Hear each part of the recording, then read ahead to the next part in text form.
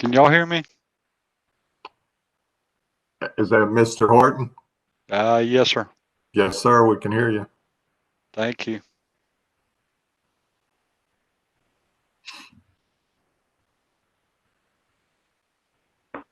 I'm listening by audio, Goodman. I can't get the link to work yet.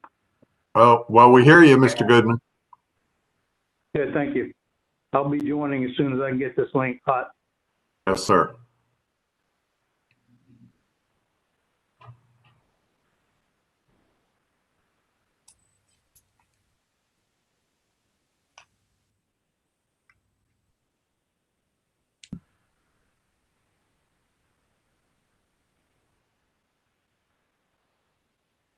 Kenneth, you may have gotten the message. You'd like to make sure we have a hard stop by 5:40 at the latest. Yes, sir.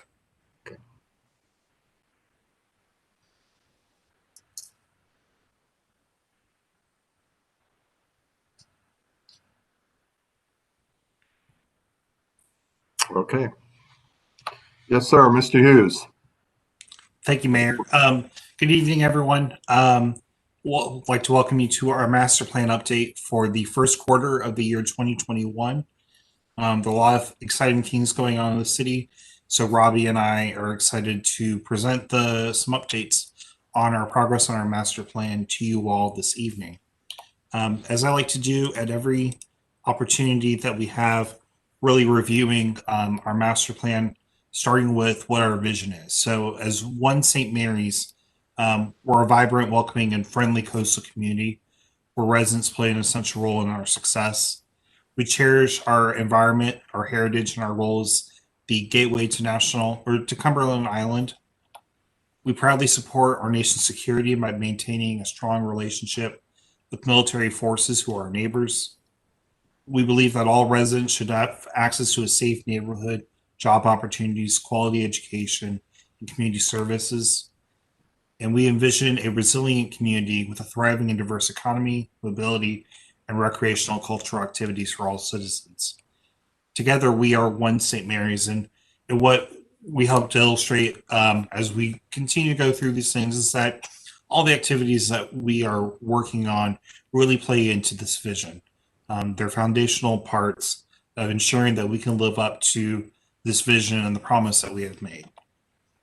Just as kind of a keystone for each of the different items that we'll go through, the letters that will appear on the top right corner have different symbols that are notated here for a plan to accomplish, underway, or items that are on hold. With that, we'll dive right into it. So our first topic is economic development, and this one belongs to Mr. Horton.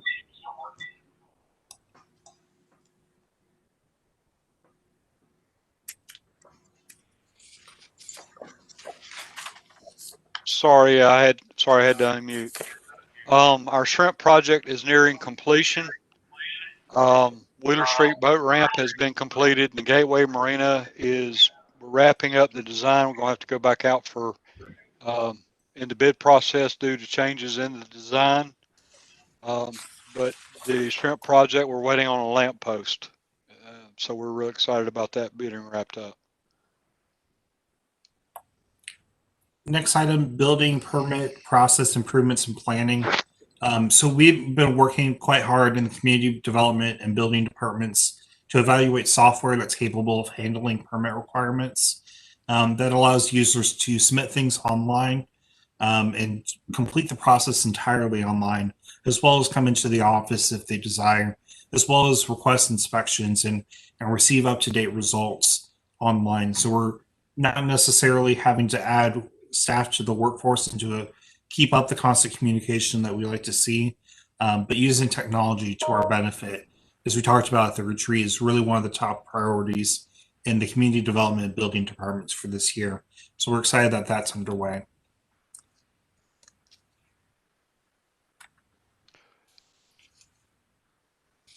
We're working on several different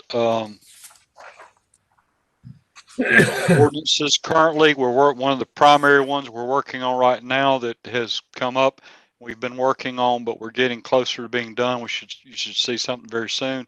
And that's the alcohol ordinance to reflect the state requirements, as well as to allow the city council to make policy decisions on distance requirements. But that is a work in progress, and we are getting closer to having that wrapped up between Mr. Hughes and Mr. Blackerby.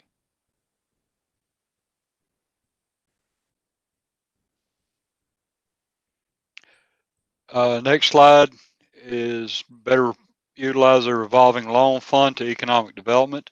We're very pleased that our first one went to the Riverview Hotel for $500,000 for its modifications and revitalizing. That has closed, and it was a success. We've had inquiries by a second business, and I believe we got a third one that is looking into that fund as well. So it's proving to be very successful. The next item is something that we talked about at the retreat as well. That's working on a plan to revitalize Midtown. So focusing really on Osborne, from Dilworth all the way up to the middle school, and a little bit beyond that. So working on what activities that we can create and create demand and foster investment. As we all can acknowledge, there are some areas where we really do need some investment. And so Taylor and Main Street is working hard, making sure that we're able to continue with the RSVP process, the Renaissance Visioning process from the University of Georgia. Tying into that, one of the things that the Joint Development Authority is working on is a retail study and marketing strategy for Camden County. And that's going to help us better understand what our market needs are and what our capacity is. So we know exactly, so that we can get a better understanding of where people are leaving Camden County to spend their dollars. So we're able to hopefully bring and leverage that information in order to bring new retailers in. So we're excited to see what the JDA will present with those things. We're going to switch from economic development into land use. So on our land use side, there are a couple, really the one that I wanted to present an update on was create upper story housing incentives in downtown. Now, what we're really looking at here after, I've come on board is really taking a look at what ordinances that we have on the books and what things are getting in the way of development that aren't necessary at this time. So taking a holistic evaluation of those hurdles and figuring out whether or not they need to stay in place or what things we can do. So that's a process that's going to start this year and that we're going to work on. It's going to be a lot of community involvement as well to make sure that we really hit and ensure that we're living up to our vision. On the natural and cultural resources, first one we want to talk about is Orange Hall. If you drive by Orange Hall these days, you're going to see some folks working on the building there. We are working on the installation of a fire suppression system that Public Works and the fire department are really making sure that it's going to meet the needs to ensure the long-term safety of Orange Hall, and allow us to bring our friends back into the building after the work that has been done. And so the next step in that process is turning our attention to the outside, the landscaping of the property, so that we're able to ensure that there's some beneficial long-term uses that are sustainable, where we can bring in revenue and explore the options to really support the facility and ensure that it's around for another 200 years. So those are exciting things that are going on with Orange Hall, and will actually be on the City Council agenda tonight. Turning to our city facilities, services, and funding, there's one big one here that comes from two of the different elements in the master plan. So that is update water, sewer, and stormwater master plans, and develop a prioritized CIP for making stormwater repairs. So the first one, we have applied for a CDBG Community Development Block Grant for Mitigation Planning Grant from the state of Georgia through the Department of Community Affairs. And so what this provides as an opportunity, and that we hope will get funded, is about a $500,000 project where we're going to be able to go back in and update the maps that we have of our systems and get a better understanding of where we're reaching capacity in certain areas and where we've got the room to allow additional things and make sure that the systems are functioning properly. A lot of this will involve a lot of GIS work and verifying in the field where different pipes and manholes and all those different pieces to our underground infrastructure are located in part of our stormwater system. So that's a big undertaking. We're pretty hopeful that we'll get this opportunity from the Department of Community Affairs. The state of Georgia was allocated about $4 million in planning grants. It was limited to about an 11-county area. And so we're really hoping that this is going to be the right opportunity to make us more resilient and ready for disasters by having this updated information, which really ties into our next subject, of course, resiliency and disaster preparedness. So one of the things that we just wrapped up working with the county and the other municipalities in Camden is working on the county hazard mitigation plan. So that was an update, required 5-year update to the hazard mitigation plan as required by FEMA. That process has just wrapped up and they're putting the finishing touches on it. And it's really one of those places that we turn back to when there are different funding opportunities and different needs that we have to look into capital improvements to see where are the areas where we're going to be most vulnerable. So we really worked on that, as well as there is the opportunity with the Nature Conservancy where we're working on a resilience capital improvement plan that will focus on the flooding side of things. That was actually funded by the Nature Conservancy earlier this year, or rather at the end of 2020, that we're going to be able to start working on that very soon. And that's kind of a county-wide project that we are a part of. One of the items that's underway that we're working on is using the NOAA sea level study findings in future required updates to our plans. So where we understand the situation better, we're better able to respond to the situation. And so that's one of the reasons that, another item in your city council agenda tonight is the city is applying for a coastal incentive grant to install flood warning sensors in the city to better understand water levels throughout the year and to respond to flooding events and flooding issues, specifically and especially after flooding through hurricanes and our abnormally high king tides that we have experienced. The sensors will help the city capture important information that will help understand how sea levels are being affected in the city, along with how the intensity and frequency of storms is changing. I'm sure it's often a topic of conversation that as in the recent history, it seems like we've had a lot more storms and we've gotten a lot more damage in recent years. And so we want to make sure that we're specifically in tune with those things to better understand what we need to do to make sure our infrastructure is safe. So that's why I'm particularly excited to present that grant application tonight. The city is working on its community rating system recertification. So we are currently a class 6. What that means for our citizens is that if you live in the standard flood hazard area, so a flood zone of the AE or VE, so normal flooding and high velocity flooding areas, you receive a 20% discount on your flood insurance because of the city's efforts to provide better floodplain management. So that's a huge benefit, and it saves a lot of money for folks on their flood insurance. Not only does it do it through the actual discount that you receive, but when you build to the right codes, then you're going to be less susceptible to damage and less likely to need that flood insurance claim later on down the road. That's something where the city has really excelled. And so we've currently submitted our paperwork to be recertified to the Insurance Services Office. We're hoping that they're going to be able to move us to a class 5 for an additional 5% increase or decrease in premiums on flood insurance. That's going to be a really big deal.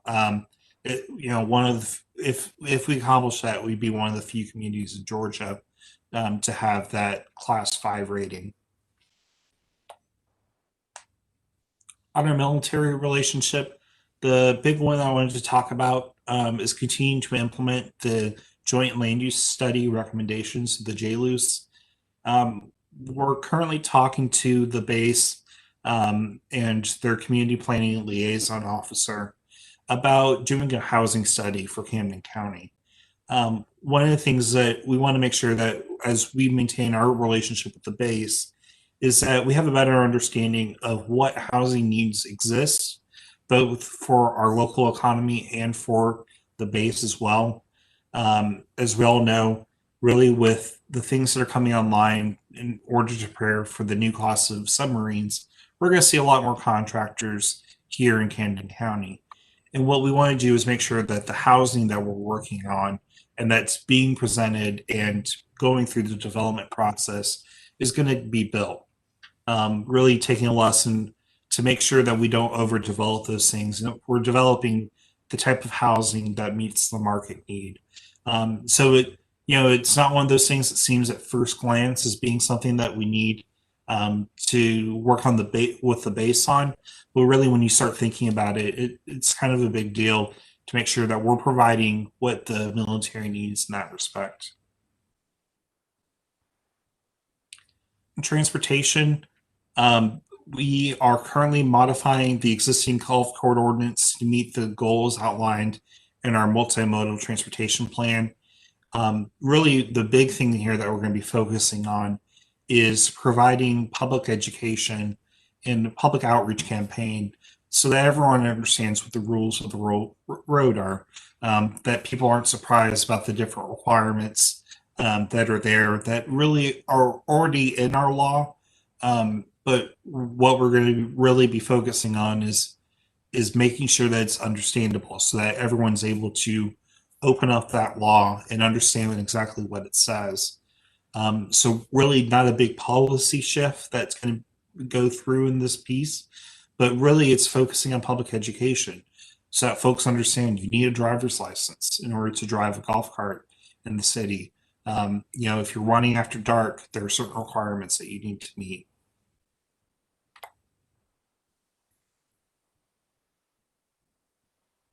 Oh, I was supposed to skip to that earlier.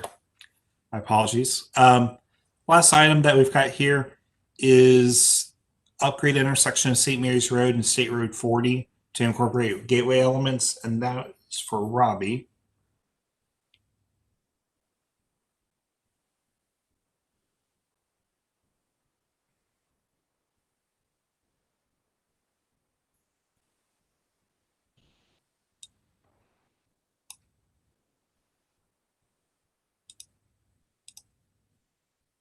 Robbie, are you on mute?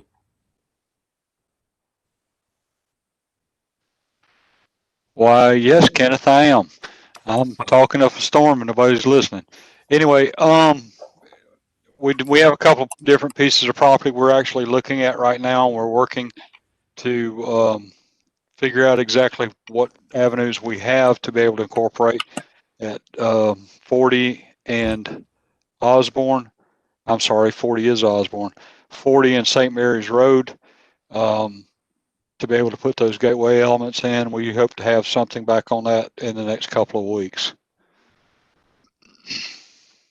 Thanks. So really, I know that's a lot of information in a short period of time. But when the mayor said 5:40 hard stop, I wanted to make sure we got there. So I'll give you 20 minutes to spare, Mayor. Now, really happy to take any questions that y'all have on what we've covered here tonight and maybe some of the ground that we may not have covered that y'all have questions on. Well, if I may, Kenneth, just just for everyone and for the record, as we go through this, we were a little delayed in bringing this to everyone because of the election schedule, so and our meeting schedule in January. So we appreciate your patience and waiting for this review. And thank you, Kenneth and Robbie, very thorough as usual. But to remind everyone, this is a process that we all agreed upon to try and make sure that what we had in the form of this master plan was somehow kept alive on a regular basis and able to remain nimble and flexible depending on how the situation and the climate, so to speak, of the economy at all was changing. And so we elected to do this on a quarterly basis, and we took a quarter of the master plan with each section. So I know we all know this, but in case there's someone listening that is not as familiar, we wanted to make sure, as people said, that it doesn't go on the shelf and never comes back off. So I find this very, very useful, and in particular, it just reminds me of how much we have on our plate, but also the balance that we're trying to maintain by making sure that we're addressing all the different areas that of the city, and also all the different factors that affect the city. So we've got to keep doing this on a regular basis, and we're going to try and be more timely with the schedule for the next quarters for the rest of the year. But I appreciate what you've done, and that's really just my overarching comment. Ben. Hi, this is Dave Riley. I wanted to ask a question, please. And I've got a couple, but I only ask one at this time. It has to do with that earlier comment, almost at the beginning of the presentation, where we're talking about the Gateway Marina and waiting on some sort of modification to the current RFP that we have. And I thought most of our delays at this point were being created by waiting on the National Park Service to act a modification, which we since have been told by DNR that the National Park Service is close enough. We need to let them complete the doc and proceed with the original one. Is the change going from the one that we submitted to the original one that we had before? Thank you. If you will remember, Mr. Dave, that we had a permit issued a while back. I can't even remember when it was done. The permit was approved. Then we had the ferry that we were taking into consideration, so we modified the plans in the different phases of the plan, and that's what we rolled out as far as an RFP went. So, and there was a change to the piling that actually went in place. Right. So we have been waiting on this permit for quite some time. Basically, we've been told that we're going to have to work under the original permit. So we've got to go back out to the RFP and get it done according to the original phasing process. So once that's done, then we'll be able to move ahead. Okay, yeah, that explains it. That's what I was kind of thinking it might have been, although I got permit and RFP mixed up in my question for you. Thank you. Yes, sir.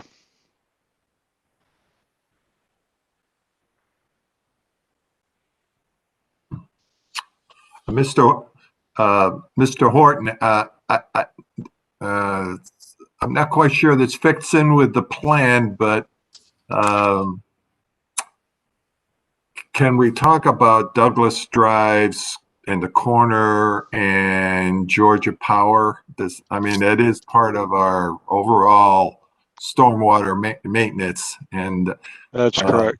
I haven't talked to you in a little while to just get the update. I know that Georgia Power had come back again with some of their own ideas, and I don't know if you all yet met. If you'll remember, Mr. Mayor, and I'm sorry for correcting you, but it's not Georgia Power. It's actually TDS that we've been running TDS. into, Yeah, my and apologies. that's fine. They are in the process. The latest update I got this morning was that they have reached out to the contractor. He is making sure he has the materials, and he's ordering materials to make those modifications, and then our contractor will be able to go back in just a matter of a couple of weeks and have it taken care of. We don't have a definitive date on when the TDS contractor is going to be able to have his completed yet. Okay. But as far as you're concerned, the ownership of the different parts of the project and responsibilities they're still in place. They haven't asked for any changes or anything, right? That is correct at this time. Yes, sir. Good. Good. All right. Just wanted to make sure. That's great. That's good news. Well, finally we get that project. Maybe you could Off add the books. that as a report item on the next quarterly report if there's a segment on this. When you're ready, and let us know that it's been completed. That would be good news. Trust me, there's nothing more in the world I'd like to be able to tell you that is completed and over and done with, and we can put a stamp on it. Okay. Good. You have to buy a stamp first, but. So who's Inside next? is only Did you have a money. question? I did have a question. Can you hear me? Yes, ma'am. Yes, ma'am. Yeah, so my question is on that revolving loan fund, do you have something with information on how to apply and eligibility that you're sharing with the businesses? So how would our local businesses know about that program? Yes, ma'am. Our Main Street coordinator has given that to all the businesses that if anybody asks, but she's also gone out and sent emails out as pertaining to that, along with all the COVID information on the payroll protection plans and things of that nature. And she's in communications with the local businesses in that regard, not just downtown, but throughout the city. Okay, perfect. Thank you. Yes, ma'am. So, Robbie, thank you, Lisa. It's a great lead into. So we had one first out of the gate successful loan, and it was a fairly substantial one. So, without revealing anything, are these loans of the same nature, smaller? Are these for structural work, or can you tell us a little bit about what might want to be done so that people understand what this loan is about? Well, Riverview used it, Siegel's used it for the hotel, for revitalizing, remodeling, and really have done an excellent job on the restaurant and the bar and the hotel itself. If you haven't been by there, I certainly encourage you to do so. It can be used for even acquisition of properties, remodeling, all kinds of different stuff. I don't have the document right here in front of me. I could pull it up, I guess, but it is something. And if anyone's out there that's interested in that program, please reach out to Taylor Mobbs at Main Street or myself, and we'll be happy to help you and get you the appropriate information and help and walk you through the process. Taylor was right there every step of the way with the hotel and getting them squared away. Okay, good. Who's next?